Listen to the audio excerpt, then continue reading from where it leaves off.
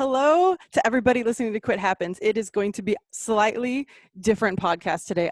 I'm generally a little bit more formal. So if you listen to this podcast solely because you're like, oh, Lynn Marie has so much decorum, maybe go to next week's podcast because we're going to have some fun today. I have with us Connor Moore, live from Toronto. Connor, how's it going up there? It's so good. It's so good. It's humid up here in Toronto, but this place is really awesome. I've been here for about a week now, and I'm liking it. And Connor and I met about 2-3 weeks ago at the Realness retreat in Austin. It was one of those leaps of faith that I made. People love to know how I met the guests, and this one is a little strange, but I'll give you the 2 seconds of it. Connor was on an episode of Wellness Force Radio with my friend Josh Trent. And Connor, I do not remember what you said on this episode, but I was very amused by it. And somehow that led me down the rabbit hole of joining your online Realness community, because this podcast is called The Realness. And I think I was in the Realness community for about 3.5 seconds when you did a Facebook Live that said, like, we're having a retreat. And I was like, do tell. And like one day later, I'm signed up for the retreat. This all happened in a span of like 3 days, I think. And so go down to Austin, meet Connor. He is as fun in person as he is in his Realness podcast. And what I love about Connor is that when I told him about the quitting stuff, there are two types of people. The kind of, you do what? And then the people like Connor who are like, oh, let me tell you all my quits. And it's so cool to hear that. So Connor was gracious enough to come on and talk about his quits with you all. So thank you for being so open and honest before we even get started, Connor. I just appreciate your proud quitterness. Yeah, absolutely. You're so welcome. And to bring it back to how we met through the Realness retreat, there were so many people who just felt really drawn to be there, and I was so grateful for that as well, because we felt drawn to do it. It was really funny because we were all there for the same reasons, and it was something very special for me. I really appreciate you coming out for that. Oh, absolutely. I love how we were all drawn for the same reasons, and none of us can necessarily put our finger on what that was. We were like, oh, I mean, I rode there with another girl who, same thing, she'd found you almost at the same time through the Wellness Force podcast, and she just had that same thing, like, well, I don't know, something said come to this thing, and it was great. Yeah, and there we are. And there we were. Yeah, even Kirsten and I were on a podcast who I run the retreat, co-hosts the retreats with me, and we were in this podcast, and afterwards I was like, do you want to run a retreat together? Like I just felt, she was like, yeah, I was thinking the same thing. Like it just happened, almost happened by accident. And it was a really, like, I've seen myself differently after that whole weekend in a way that I'm so fucking grateful for. Oh, I love that. That's very cool. Can I say that F word on here? Indeed you can. In motherfucking elk bars. Yes, you can. That is a commercial straight off of one of Connor's episodes. Gotta love some elk bars. But yeah, it's been, this whole ride has been just so incredible. So I'm excited to jump into it with you. Yeah, and I will put links to the show notes because I know you are going to do future retreats. So let's get everybody hooked up with the Realness community. Other people can randomly feel drawn to follow you across the world. Nothing weird about that. No, nothing weird. Nothing weird at all. Just come on. Awesome. Okay, so Connor did not start off life in Toronto. He started life in, I believe, Graham, Texas. Am I right on that? Am I remembering correctly? Graham, Texas. Little bitty Graham, Texas. If you know where Graham, Texas is, you are in the minority. And if you are a minority, you probably don't want to be in Graham, Texas. Words of the wise. So how did you get, like, at some point, there's some sequence of quits that leads from Graham, Texas to Toronto. So however you'd like to take us through your favorites of those, like whichever ones stand out to you. I'm just gonna let you drive this. It's cool. Yeah. Oh, let's do this thing. That's a nice little journey. So I grew up in Graham. I wasn't born there, but I moved in with my grandparents when I was about 5 years old. It's funny, people don't see me as someone who's from this like small Texas town because I don't really hold myself in that way. And honestly, when I was there, I didn't really either. I always felt like I just say like I was wearing a shirt that didn't fit. It was just kind of a little bit off. And I grew up in that world with a lot of kind of emotional issues. I had parents that were addicts, but I also had grandparents that were very loving and compassionate that took me in when I was 5. And didn't really know what was going on, right? When you're in that place and people are trying to protect you from what's really happening when it comes to drugs or violence or these kind of things. So what I like to say is that like my parents' addiction to, well, their own addictions led me to this addiction, just asking why all the time. So from early on in life, I was just really curious about these things that really logically didn't make any sense. Like, why would your mom come and tell you everything's gonna be okay, and then disappear, right? And for months at a time, and you're, completely confused, right? That's logically doesn't make any sense to a small, to a 6-7-year-old kid, right?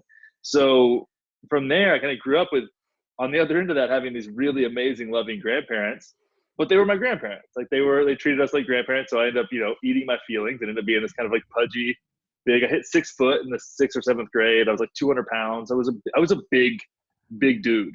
And what's funny about that, when you look at being like a big kid and you're big and awkward, you're almost like a Great Dane puppy. It's like you like bump into things. Like I would like walk into door frames and like couldn't talk to girls, and I was like sweaty all the time. Like it was just you're like, and all you want is to just fit in. Like can I just be smaller? Can I just be a little smaller? Like it, so I'm not this like clumsy goofball, right? And you get a lot of attention that way, and a lot of it's not necessarily negatives, or not necessarily positive. So there's a lot of like picking on, and you just start to internalize that, and you act out in whatever ways you can. So growing up in that world, and what I've started to unpack as of late, like it was this really interesting chain of events that have led me to where I am today, Toronto, and emotionally, physically, spiritually. So from there into high school, Graham, Texas high school, very varsity blues-esque. Being gigantic, I was pretty good at sports, pretty good at football, especially once I started to learn how to be bigger and I grew into my size 16 feet. It was a wild experience. But that was when I started to actually, like, I became one of the cool kids for the first time. But still, like, there was that thing where I was like, oh, cool, I'm a part of this, but I still don't really fit. Like, something's wrong. Like, there's just something wasn't right. I enjoyed living on the margins for some reason. And then had the first, and in that same time, like, keep in mind I'm in, Bible Belt. So Christianity, shame, judgment, like all that kind of fun stuff. And even went to when I graduated high school and I went and played football at a small school, it was a Christian school. And I think that's when I started to really questioning things. I had like my high school girlfriend and I broke up, and that was a whole big mess. And it was wild. And I was living on my own for the first time and around different people. And even though I wouldn't say that the school I went to at the beginning was diverse, like it was definitely more diverse than my high school. So it was different beliefs, different thoughts, and I'd been traveling to Austin when I was a kid. When I was like 16, I started going there pretty often. So I was starting to be more drawn to things that were just different than what I'd grown up with. And that was the ball started rolling. But I was at this time, like I was at home every weekend. I was an hour and 15 minutes away from my hometown. Like it just wasn't far away at all. And then from there, I ruptured a disc in my back the summer after my freshman year of school. So I ruptured my S1, had nerve damage. I couldn't get in like a 3-point stance for a year. I couldn't really bend over. I couldn't really walk. I didn't work in oil and gas construction because I had this propensity not to want to quit, right? So it's like, oh, it's pain. It'll be fine. It's my hamstring. It's whatever. And then like my leg stopped working. So I had to get a few cortisone injections in my spine, which actually feel really cool. It's like injecting ice water into your nerves. But I was 19, I was 19, and then I'd go to this I transfer from that little football school that I went to another school that's about an hour, 15 minutes from my hometown, like still stuck in this kind of part of the world. And I lost everything. I lost like my whole identity. Like I had played full contact football and had that be who I was since the 4th grade. So 4th grade to after my freshman year of college, like that was everything I knew, that was like everything that it was so highly valued in the world that I grew up in.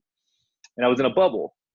And so when that goes away and you don't know who you are, like that's when the questions really start rolling. It's almost like that deep, like yearning to ask why kind of took over. And it was, in that whole like pain stricken, like can barely walk around thing, like I'm on pain medication. I'm like trying to figure things out. All my friends are dropping out of college. I'm around a bunch of people I grew up with. And I remember I was sitting at my friend's house looking around, and it's like 15 guys, and I've known them, most of them, my whole life. And I remember thinking, I got to get the fuck out of here. Like, I've got to get the fuck out of here, or else I'm never going to leave. And just so happens a friend of mine from high school hit me up and it's like, hey, why don't you come visit me down in San Marcos at Texas State, which is south of Boston. And I was like, cool, I'll be down this weekend. And went down there for an event they had. Never been to a frat house, never been to like a big school, never been to a big party. And that weekend fundamentally changed my life forever. Wow. Because I went down there, I only knew Blake, my buddy from high school, and we've been really good friends. I hadn't really spoken much since then. And you're like, no, man, you've got to come down here and check this place out. And I got to be whoever I wanted to be for the first time in my life since kindergarten, right? Yeah. So I got to sit there and be like, well, these people don't know anything about me besides what I tell them. And the way that I was seen and received was by people who were genuinely curious, not people that knew everything or thought they knew everything about me. And that experience really shifted everything. So I ended up transferring to Texas State. I finished school there. And because I'd been so injured, I started getting really into strength and conditioning, sports, and learning more about kinesiology. That's what I majored in. And then I started coaching CrossFit right before I finished college. So that was like internship was with a company that did some equipment manufacturing. And then I started coaching full time right out of school. And that was my life for the next 7 years. Wow. And was there anything that was hard about quitting the kind of like the small town arena you'd been in? Mm-hmm. Yeah.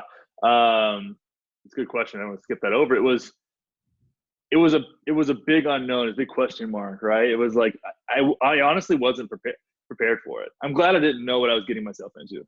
I really didn't know. I think that's one thing people overlook is look at these small town people, right? Like Trump America. I know you have a Bernie Sanders poster right behind you, of course, which is like the only time I voted in my adult life was for Bernie Sanders in the primary.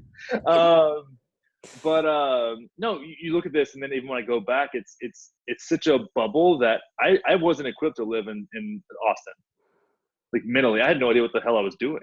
Wow. You know, whenever I left that world, like, college was easy, but even then, I really didn't even know how a big school worked.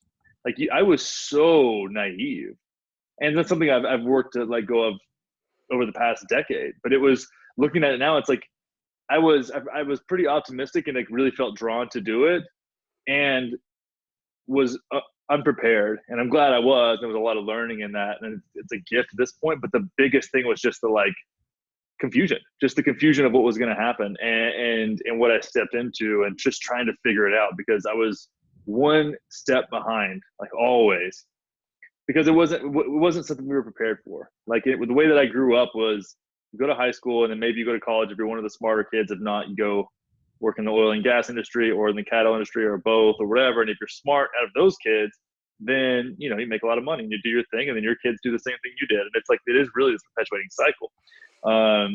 So to let go of that, to let go of the fact that I'm not going to work in oil and gas, which is what my family had done and what I was supposed to do, and that I wanted to get into fitness, and I really cared about that. Like, there was a lot of one of the hardest things to tell my granddad, who raised me and like wanted me to work with him, that I didn't want to do that. I didn't feel good about it anymore. I started to see like the damage that the oil and gas industry did to the world, and I was like, I can't. This is archaic in a way, not no downward way. It's just yeah. How did he take it? Well, he's super grateful guy. He just wants me to be happy. He didn't give a shit. It was more me. It was more me feeling I might disappoint him. Like, I think he was probably a little disappointed, but at the same time, he's like, it was more just like classic, right? Like, I was more worried about it than he was. Yes. Yeah, for sure. And that's so many times people have these fears about quits with their family, and it's going to go one of two ways. Either you're right, it's going to go like that, where the family's like, we love you, we just want you to be happy. Or the family is not going to be supportive, at which point you have other decisions to make. You know, whose opinion do I put first? My own well-being or what some people think of me, you know? So then there are other thought process. So it's really cool. I mean, you told us a lot about your grandparents when we were at the retreat, and they sound super rad. So I am not at all surprised that he had that. Yeah. No, man, they're great. Yeah, it's been awesome to have. Yeah, it's that kind of experience that I really feel grateful for, that I had so much disappointment on one end of my upbringing and so much love on the other. It's like I got to feel both of them at the same time, which I think is very rare. Like, and it's something that happens when you have several people try and do their best to raise. Yeah, absolutely. And I like how you pointed out that when you quit the small town, you didn't just quit like a location, you quit the dream that society in that area had for you. Essentially just the societal idea of success from Graham, Texas, and the small area around it. You were just like, no, I don't want any of this. And that has to have been, like you didn't purposely quit your identity. Your identity was taken from you when you got injured, but you're like, no, I don't want any of this identity that I kind of was born into. So then all of a sudden you're brought to Austin. You finally, I'm assuming, catch on. You said you're one step behind for a while, but how did things go once you caught up to the rest of big-ish city? Yeah, no, it's a big-ish city, exactly. So I got a job. I was pretty relentless. Like I got a job in the CrossFit gym relatively quickly. I was really good at my job. I would like not lock myself. I would just stay at the gym all the time and just watch videos of Kelly Surratt or whatever coach that I was wanting to like learn from. And I would watch their videos with sound, and then I'd watch them without sound to look at how their body language helped them communicate. Like I was that into it. I loved it. And it was getting better. And then, I kind of caught up. I had really good friends that I'd made and people that I lived with people who owned houses and just had these really cool experiences with amazing people. And I quit my first, this is a pattern in my life. I quit my first gym without another gym, knowing that I was good enough and recognized enough for the work that I was doing that I was going to get picked up. And then I got picked up by CrossFit Central, and 2 weeks later, and then rode that out for a couple of years, and with the youngest kind of anchor coach that they had ever had, and I was doing really well. And then I quit that job, which I was about to make 6 figures as a CrossFit coach at 24 years old. This is really wild. This doesn't happen very often.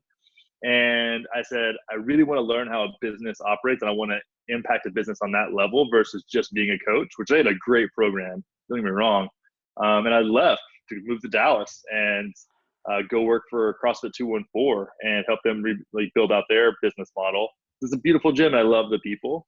And then from there is when I realized that I wanted to own my own space, and then moved back to Austin again, which was like 8 months later. I was like, oh yeah, I'm going to do this now. And then it was a complete mess all the way through to the very end. And then we provided a really great service for people, Like I had a small gym that didn't make very much money, but everyone had a great experience there. And I'm proud of that. I'm proud of the way I showed up. And I realized that the kind of decisions that you have to make to be a really outstanding coach are not necessarily beneficial to be a business owner. That's why people that own businesses, and especially CrossFit gyms, are kind of dicks sometimes, or a lot of the time, especially successful ones. Because I would take a $60,000 pay cut to go work in a different gym because I loved it that much. That's not a good business decision, Connor. Like, that's not a good idea. And I'm 24, and I'm like, oh, whatever, I'll make the money later. But I think there's something about, it was so much about the people. And then when I realized that it was more about the people than it was about fitness, and I was going to leave that gym and there was some real estate fraud, some crazy stuff that I just my naivete had just walked me into, right? I didn't ask the right questions, and I didn't call on my mentors, and all these things. I look back now, I'm like, wow, that was really naive of you and arrogant. I had to shut it down. Sold, I liquidated everything. And I was sitting there, I was doing a set of jerks, and I was just thinking why do I even do this anymore? And in between each rep, I would think about what am I doing and why? And then I was like, I really feel like I have a message that I want to share. And I noticed that because the classes became less about fitness and more about us just communicating in a group, kind of like we've done a Realness retreat. It's the first Realness retreats were my 45-minute classes, right?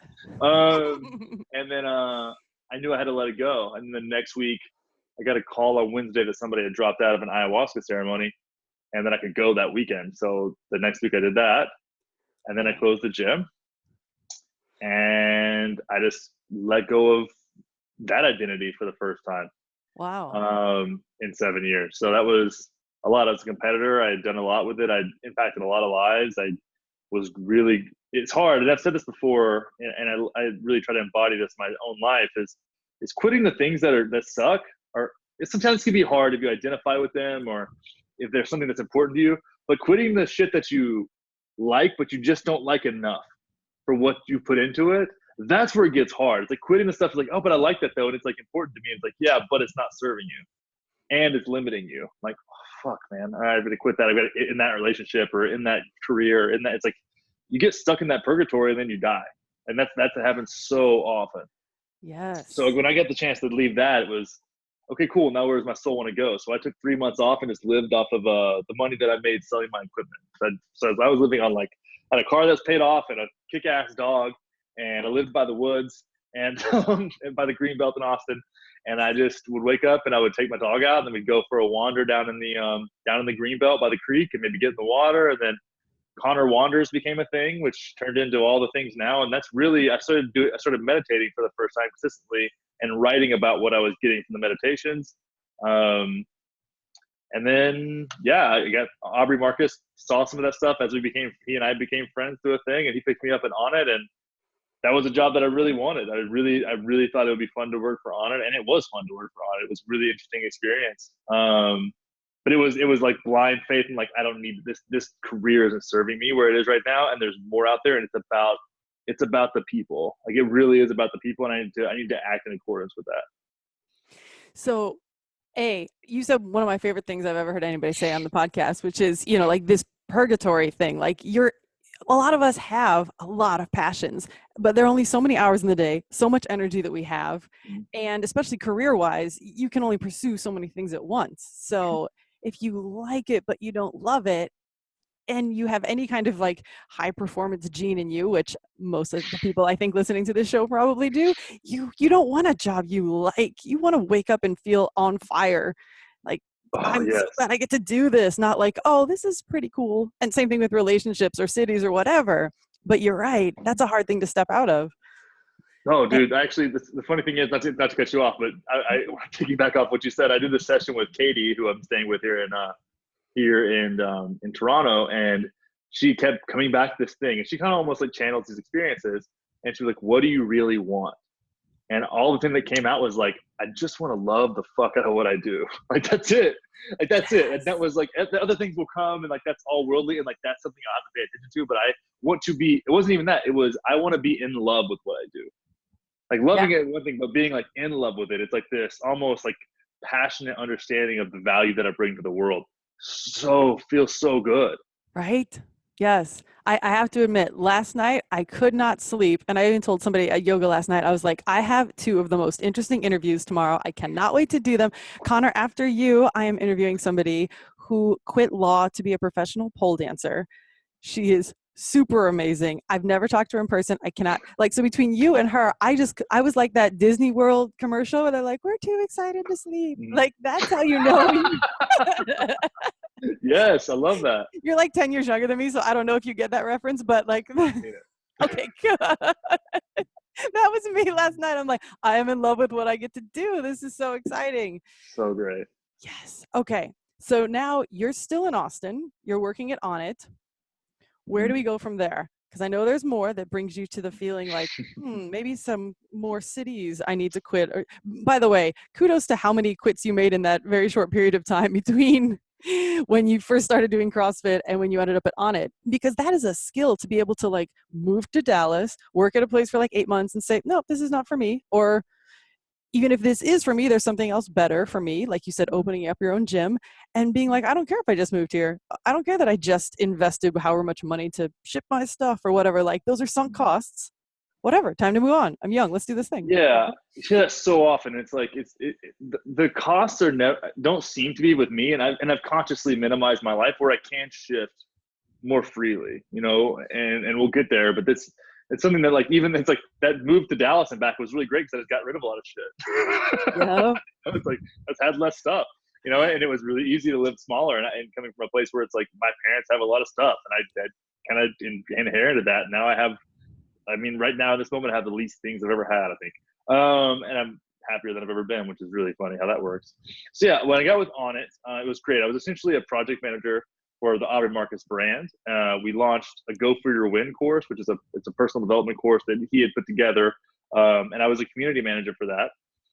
And before that, we just, I was really just mining content, working on programs that were getting put together, and doing, keeping, there's like so many facets of that brand and what he does. So went through that, and then he had known that I wanted to have a podcast. I think that was something we had talked about like even before the idea of us working together came up.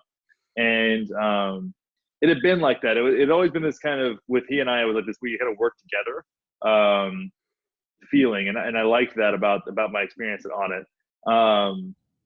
So from there, I did the Go For Your Win course, like I was saying, and I started doing these Wednesday Facebook Live calls. And granted, this stuff all came about just because I had a feeling about it. Like I had a feeling about Onnit, I had a feeling about writing Instagram posts that did turn me into essentially a copywriter. Like I just had a feeling, it was like I didn't have the language then, but I was just open to what was coming up, and I wasn't as afraid to put it out there. I think I can attribute a lot of that to quitting so many things after that point where it's like, what's the worst that can happen, right? Right. Like, oh, somebody's gonna make fun of me? Like, fine. It's like, I've pissed half the people off I've ever met, so it's gonna be okay. And you meditate on that, and you're like, damn, I was kind of an asshole. But anyway, so I'm writing copy for their programs and what they're doing, and loving that. So we had run this Facebook Live, or this course, and a Facebook community, and I was like, hey, I think I'm gonna jump in the Facebook Live or Facebook community and go live on a Wednesday. I haven't even been on Wednesday.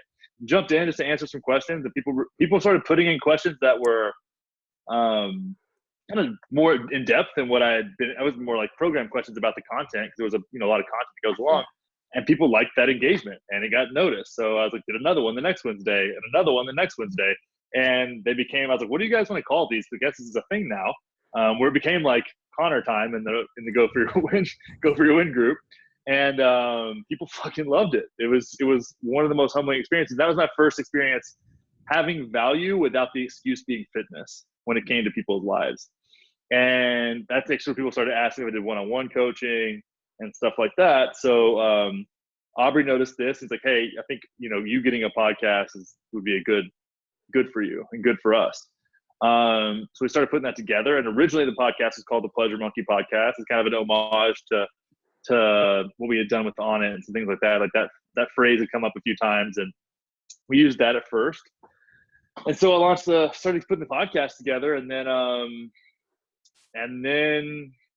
things happen, and you keep cruising, and it started kind of growing faster than what anybody had expected and getting a little more attention. So consequently left Onnit. I mean, Onnit still sponsors the show and is a big partner in what we do, and I'm still super close to that community, but we got out of there and just went on to full-time podcast mode way sooner than I had planned. But it was a really, really cool experience to be like, holy fucking shit, what am I going to do? I don't even know if I have the confidence in myself to sort it out. Today I do because of that experience, but man, that was wild. It was a really, really challenging time in my life to be like, I have a feeling this needs to happen. Like, I feel like this is more important, this whole thing that I'm putting together here, what I'm trying to create with the community that I have now, because I had the community that you're part of. Even then, I did that before the podcast even launched. So I started seeing this and like feeling this draw to it. And I knew that was more important than me at the time. And when I was doing something that was more important than me, it was bigger than I was, it was impossible for me to quit at that point. So I did it and just pulled it off, made it happen, figured it out. It was super clunky at first, but it did well. And then lifestyle design became a thing because people were asking about the one-on-one coaching. And so I said, hey, I'll open up 8 spots for $500 and we'll do 8 weeks. I was like, and we'll follow this process. And I don't know, who wants to sign up? Sold it out. So I was like, wow, all right, cool. So 8 spots are sold. I got 8 lifestyle design clients now. It's a thing that I just did. Okay. And this isn't a program I got from anybody. This was me understanding the process that I had taken to make huge shifts in my life and sharing those processes, sharing my experience.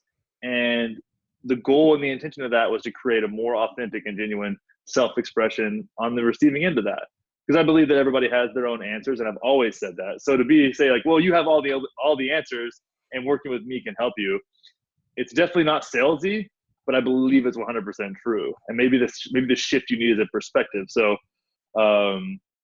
lifestyle design became a thing. The podcast started cruising along, and as clunky as it was, like, I didn't miss a week for a year, almost 2 years, year and a half. Wow. Yeah. And when you're going through that period of time, was there anything you had, you said it was challenging. Was there anything specific you had to overcome, or were there people questioning your move that you had to, let's say, deal with on some level? Or were you just like, nope, doing this and all with the rest of it? Because that wouldn't surprise me either. No, I think I had made some decisions when I worked for Onnit that served for that job. One was like, I had a car that was like nicer than what I wanted. I think a lot of people do that. If you're in a job where I understood exactly what I was doing when I even like got into that deal, right? Where it's like, this is 100% for perception. It's part of the gig. I get it. I'm gonna make this happen, because up until then I was driving an 85 Land Cruiser that I just loved. And I almost, like, the hood popped up and I was driving down the road and I was like, this is just not safe anymore. I was kind of freaked out. I almost died. It was those things where I was like, everything was cool. So I sold it. And I was like, okay. And then I get this Audi, and I was like, all right, this makes sense for my life and where it's at now. And I kind of like had this like egoic kind of quest that I was on. And when you lose the thing that your ego is investing into, then all you're left with is the shit that you created just in service of the thing, right? In service of the ego. So it was like, wow, this is interesting. So there's a lot of that. And then the person I was dating at the time, like, just that was one of the things, if I really say, like, when I left Onnit, we weren't together. We got back together after that. And it was when I started stepping into my own and really being myself that I became attractive again, which is important when you're dating someone. And I really think, like, she always questioned the validity of what I was doing, because she had a high value on perception that I didn't have. And via the fact that connections are two ways, like, I started embodying these insecurities that weren't really mine. And they felt like mine because they were inside of me, but they weren't mine. They were projections. Right. Because I've been used to that life, right? Like, I've always done crazy things. I had a lot of value in, like, I'm gonna do this thing because it's what I love to do, and we'll figure it out the rest of the way. But I started really taking on these insecurities and these, like, really challenging experiences. And the thing is I can deal with my own shit pretty well. I've got practice. I'm not good at dealing with somebody else's shit inside of me. Like, valid point. Like, I don't know why. This is crazy. And so I really believe that the moment that I decided to walk away from that relationship was when everything shifted for the better. And that was really when it all came to a head. It was like, you quit that. Like, no circumstances, your decision, 100%. This is you. Step into yourself right the fuck now. Now is the time. Be you. And you don't have the capacity to be dealing with other people's bullshit. Like, your tracks fit my train, or you provide me constructive criticism, but being critical and insecure is, like, not going to serve my life or anybody's life that I'm in. And I do the best work I can to eliminate people's need to feel that, because I think it's comfortable sometimes, and need to project that onto other people to make themselves feel superior. And it's a wild experience. And that was something that, there's another, like, quit in there, was like that one, because there was a lot of love there that I had to walk away from. So much. I've never loved anybody like that on, like, a deep soul level. Like, help me understand what soul level love means. If I could say have gratitude for something, and I had to say, I'm fucking out. Wow. That's hardcore. Sneaky quit in there. No, so there was other things in there, but that represents, like, that's the kind of shit, right? So it's like, once that was gone, it was like, oh, this is all. It was like silence for a little while. I had to let myself be angry. I had to quit suppressing the fact that I get mad for the sake of being woke, right? Like, I let fucking mad. And I did that for a couple of weeks, and, like, felt my feelings. And JP Sears and I had gotten to be friends over that time, and his message really resonated with me about, he's been this kind of the same, like, let me suppress my anger into a little ball inside of me because I need to be, like, a nice dude, And it's like, well, I do need to be a kind human being. Nice and kind aren't really the same thing. I have a lot of kindness, and I can be mad and kind at the same time. So letting yourself understand, like, you have to feel those feelings is really huge. So yeah. Yes, so much. Going on a rant here. You got me ranting. I love it. I love it, because you're like, and then this quit, and then this quit, and then these 12 woke things that are like, yes, the whole, like, just because you are, meditating and doing all these things doesn't mean you don't still have your own ego that you have to combat, or your own releases that you're allowed, as long as they, like they say at Burning Man, as long as you're not messing with somebody else's burn, do what you got to do. And And yeah, so as long as your anger isn't being taken out on somebody, express it and feel it, and don't just suppress everything down. Well, when you feel it, you can feel where it comes from. And when you can feel where it comes from, then you can investigate where it comes from and you can create a deeper understanding of yourself. But if you're in denial and delusion, then you can't investigate. And I think it was,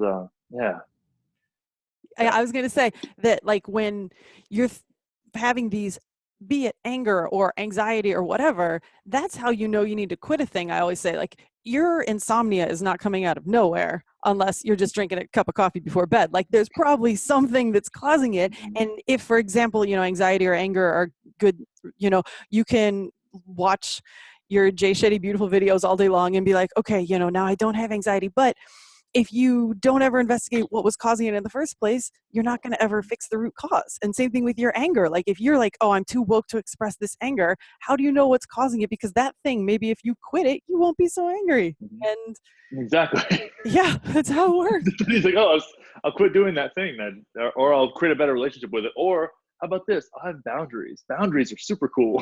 Let me go ahead and figure out how to have those. That would be sweet. It's like, how about this? And I've actually said that, like, yeah, you're really crossing a boundary with me right now. People are like so caught off guard. I'm like, yeah, so you need to, like, because let's not get it twisted. Like, I can fuck you up and will fuck you up if I need to, but prefer not to for the sake of being woke. But you're like, you're pushing the buttons here. You're like, you're like, fucking chill. For the sake of being woke. Yeah. And it doesn't need to happen, but it can happen, Just because I can doesn't mean I should, but because I can means I might. You're going to see that on some pasture-filled meme quote somewhere on Instagram. Probably. It'll probably be after I'm dead. They'll say that. They'll be like, this fucking guy. But it means it can. But it means it might. Oh my God. This is what I was warning everybody about. I was just going to laugh through half of it.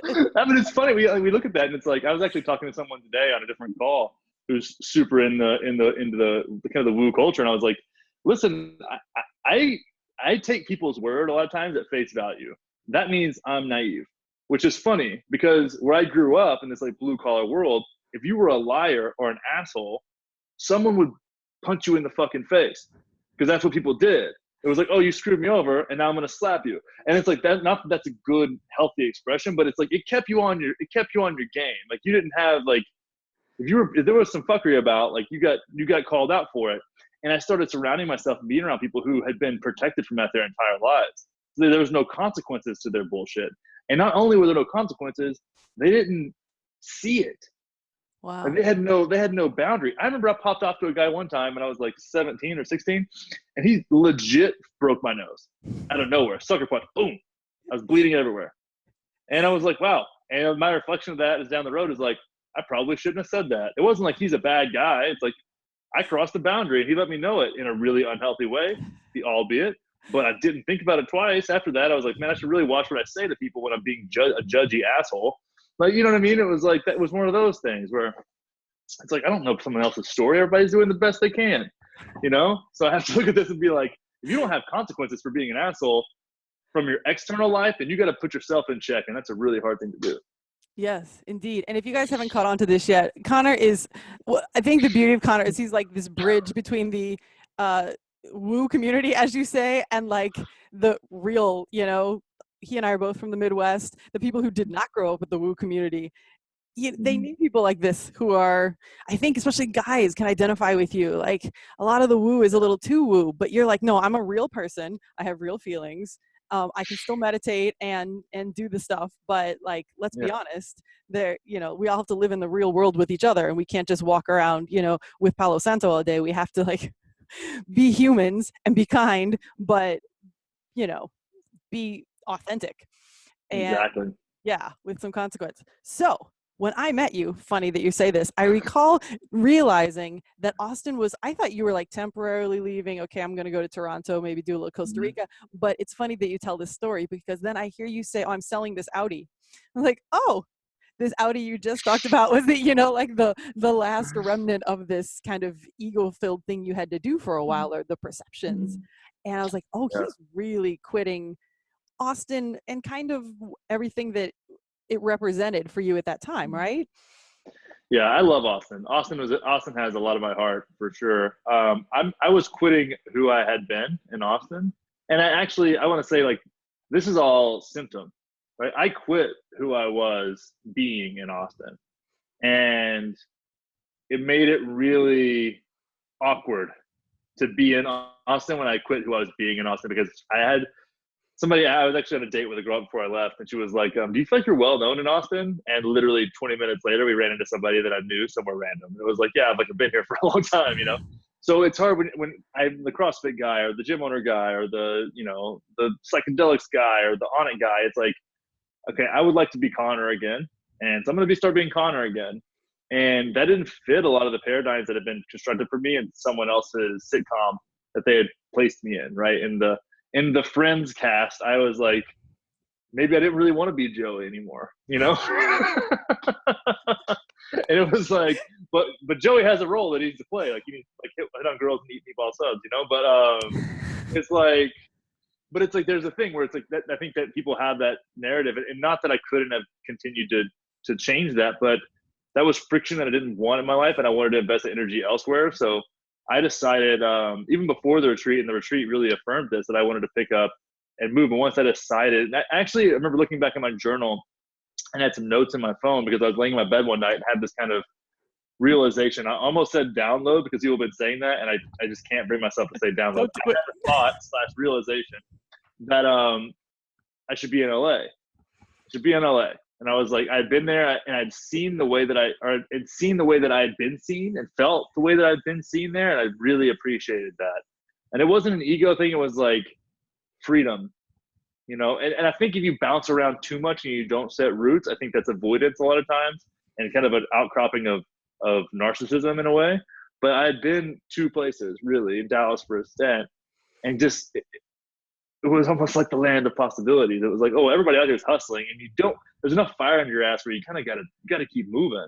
And I love that. Like, I do better with a fire under my ass, and I like that. So I construct them as much as possible. And sometimes I burn myself. But anyway, so I opened up, and then I was ready my lease was up.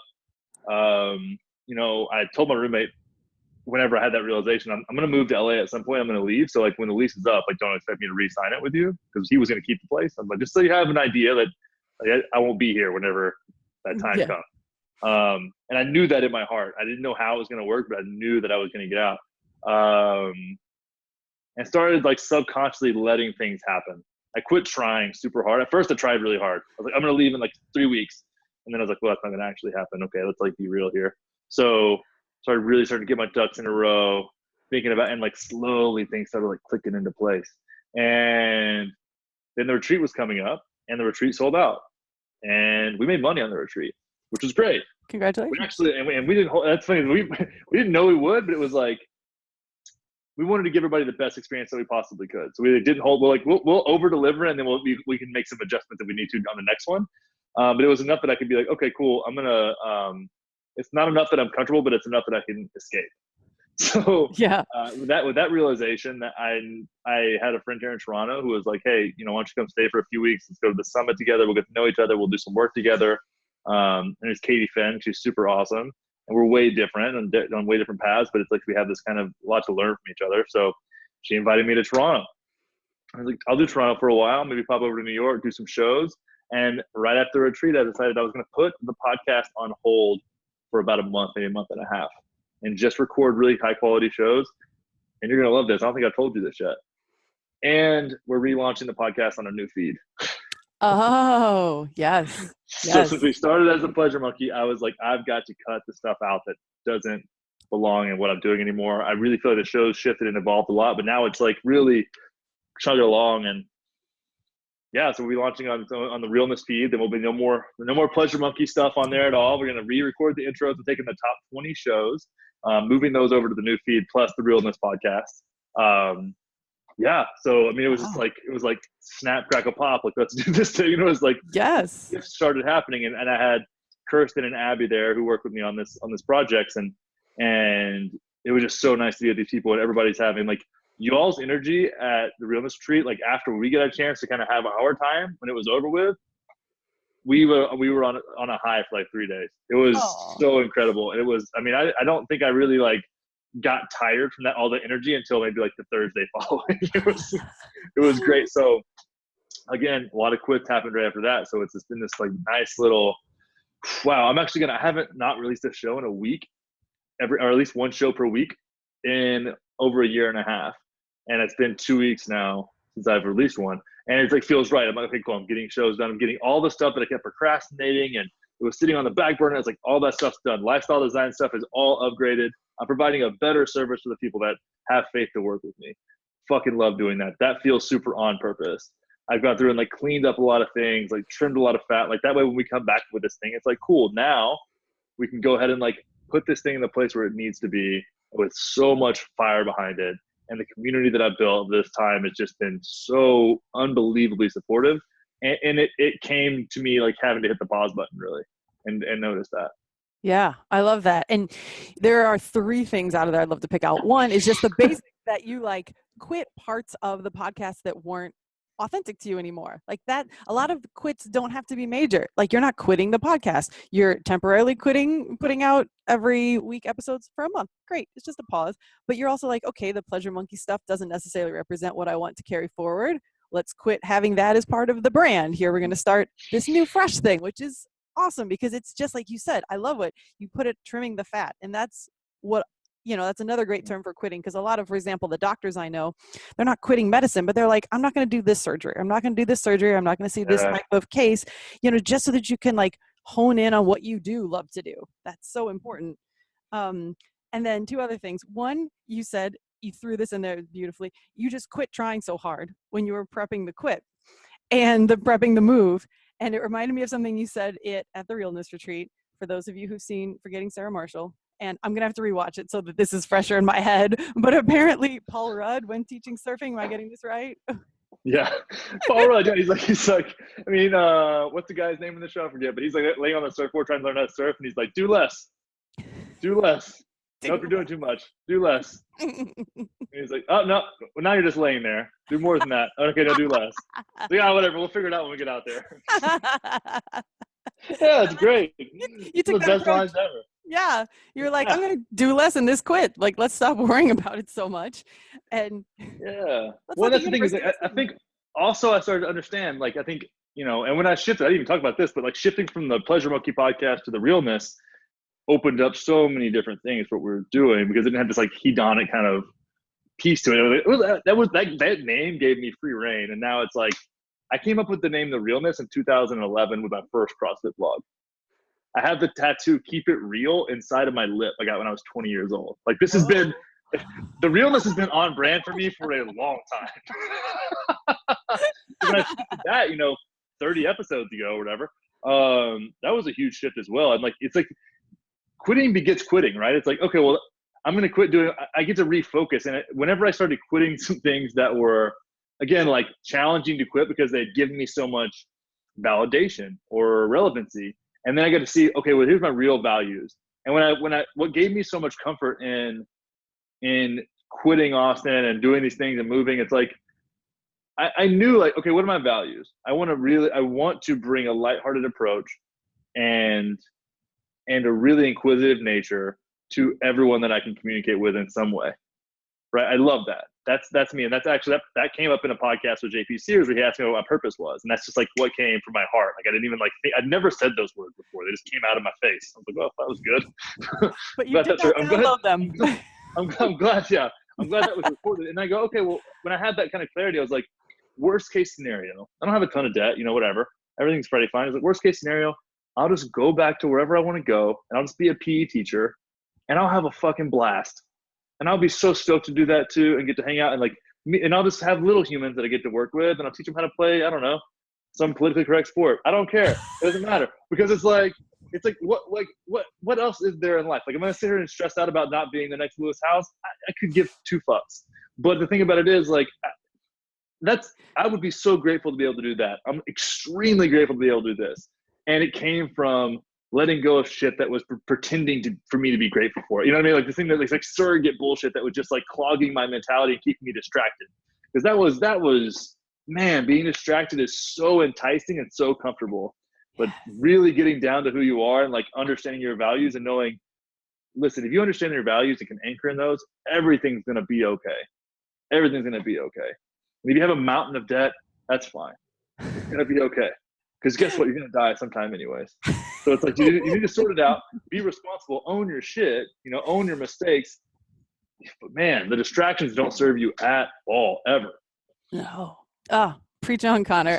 Directly at my general direction with my $250,000 in debt. But yeah, honestly, I said that because that's the one thing that I don't understand is having a shit ton of debt. So I've worked with kids and I've done a lot of things, but it's like, if you have a lot of debt, like that's not a specialty of mine.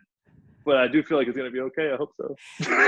it totally, and that's the thing is that like for those of us, most, not all, now I realize that every college education costs almost as much as my med school did, but for those of us who've accrued extreme amounts of debt through med school or law school, like at the end of the day, there's going to be a thing you can do.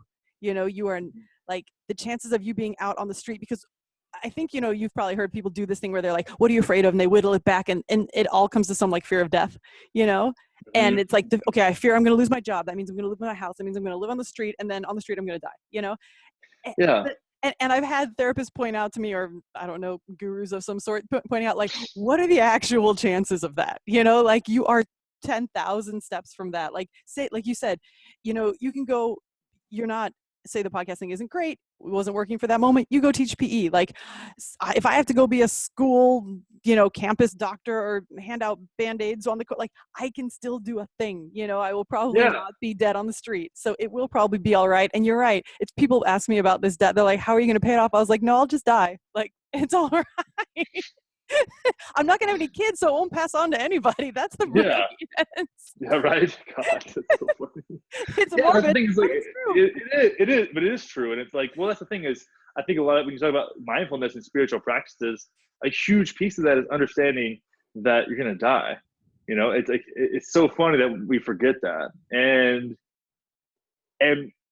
to know that, to really know that and embody that, and still allow yourself to be distracted by this chaotic elephant that runs around in your head. I think as Chogyam Trungpa says, it's wild to see that and really be aware of your own mortality. I think that's honestly, if we go back to plant medicines and ayahuasca in particular, it's like, or Vilca, or these like DMT derived psychedelics, practice with caution, go to use your best judgment there. Hit me up if you have any questions, because I don't want you to do anything stupid. But when you look at that, it's like a lot of the most resounding things that come from that are your own death and becoming really tapped into the fact that, oh God, even after that moment that's low key terrifying as fuck, I'm gonna be okay. I'm gonna be okay. Everything's gonna be fine. And then what's crazy about that? Like talk about my grandparents. My grandmother passed away a little over a year ago. And because of the experience that I had and putting up with my own work, talk about being like a lighthearted approach to self-exploration, like I got to sit down with the person who taught me how to love, taught me how to love when everything seemed fucked up, everything. And she did, to the point of, I think love, even like she was probably an enabler. She was definitely an enabler, but she was at the biggest fucking heart of all time, and took me and my brothers in when they were grandparents, man. They were young, but they didn't want kids again, especially 3 of them. And took us in and loved the shit out of us. And I was watching this woman, as often as I could get home, become so weak and so frail with ALS. And, 1 year before, she's not in the best health, but she's like cruising around doing her thing. And then a year later, she can't really talk, she can't really breathe, and doesn't want to get a trach. And my mom's freaking out, trying to like force Jesus on her. And my granddad like doesn't know what to do, because they got married when they were like 15 to 16. They've been married for over 50 years. And I get to sit down with this woman and say, listen, I know everybody wants something from you, or wants you to do something, wants you to believe what they want to believe, because they want to feel better. But I'm telling you, everything's going to be okay. So don't worry about it. Don't stress about it. We're going to be fine. And most importantly, you're going to be fine. And I get to believe that in every ounce of my being. And that's one of the greatest gifts I've ever gotten in this life, from the work of getting through the bullshit and really getting to who I am. Ooh, I love that. I'm sure she really appreciated that at the time. My goodness. Seriously, right? Yeah. What a weight off her, because you're right. She's the person who's suffering, and yet everybody else puts their stuff onto her, how they want things to be done. And death is so crazy like that. Yeah. You gotta let people die, man. Yes. I'm so glad that I'm so grateful that she died when she died too. Like she could still be alive right now. That was over, like I said, over a year ago.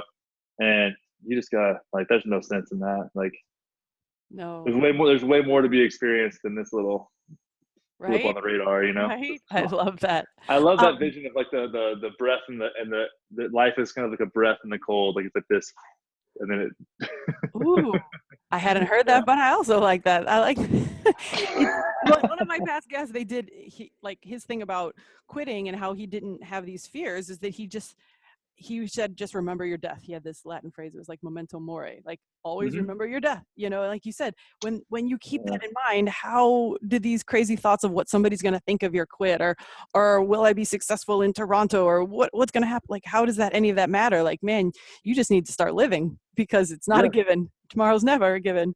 Yeah. Well, look, that's like, I had no idea what the fuck I was going to do. When I got here, I was like, I knew I was going to be here for like a few more weeks or something. And then now I may spend some time with my parents just because I miss them. I haven't seen them in a long time.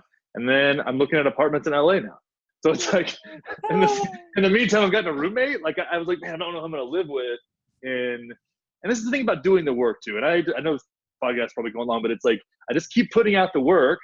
And it's somebody that I met along the way that seemed significant that I was really kind to and just loved being around hits me up because they're stagnant in what they're doing and they want to make a change. And then 20 text messages later, we're talking about getting a place together in Venice Beach.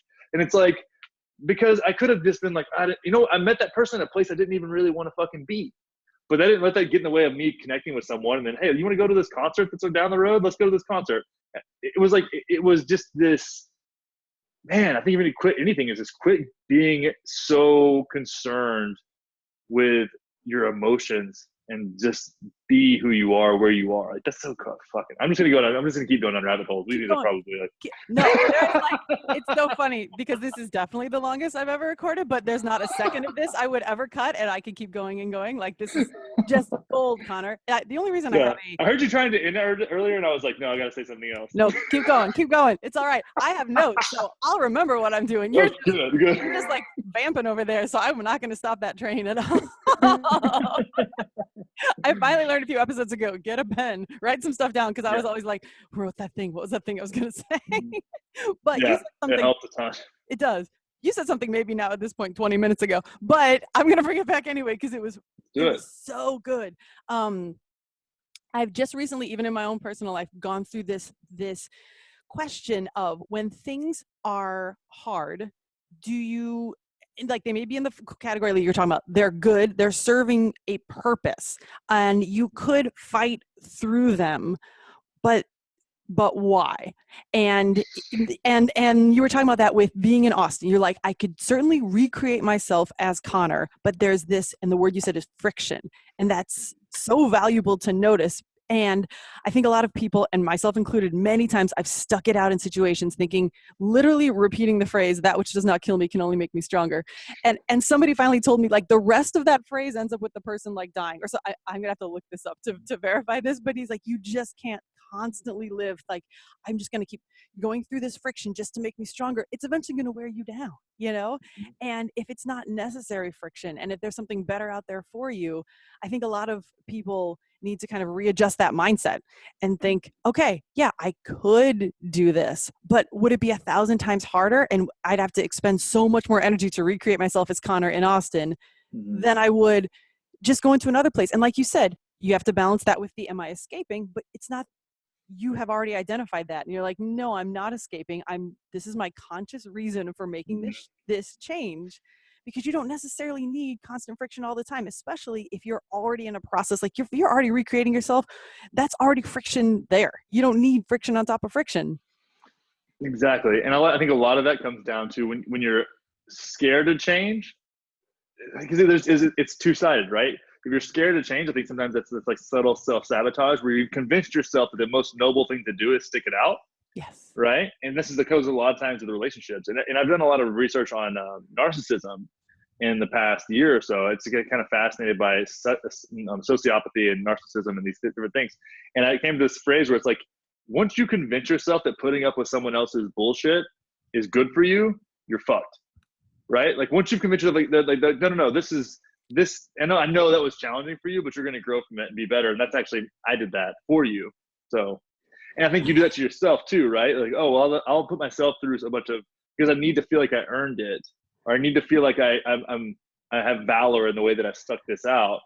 But really deep down emotionally, you're probably thinking like, but if I did change, then I would have more notoriety or more of a chance of being wrong. Or because the thing is like, you have to admit that you were wrong and then lean into that fact that you might be wrong again. So it's like a double uncertainty. Yeah. And then absolutely. if you change too much, it's the same thing. It's just a personality trait. Like if you change all the time, well, then you're in the place of like just never committing. It's like this not ever being able. Nobody you ever date is good enough or whatever. And that's really just, again, that's avoidance versus. I think one is the kind of avoidant attachment style. One's this kind of anxious attachment style, and anxious wants to cling on and like overstay, and the avoidance like, oh no, first sign of like anything that could be possibly bad, I don't know, I'm gonna leave and run away. And I think we have attachment styles with our careers, with our partners, with our personal development journey, like whatever that is, with our cell phones, like it could be anything. It's wild, man. And everybody's so different, but kind of the same. Yeah. I love that was a big theme at the Realness Retreat. Like we all came from very different places, but a lot of our struggles were kind of the same, in the root. Yeah, exactly. I can't thank you enough for just bringing all of it to this.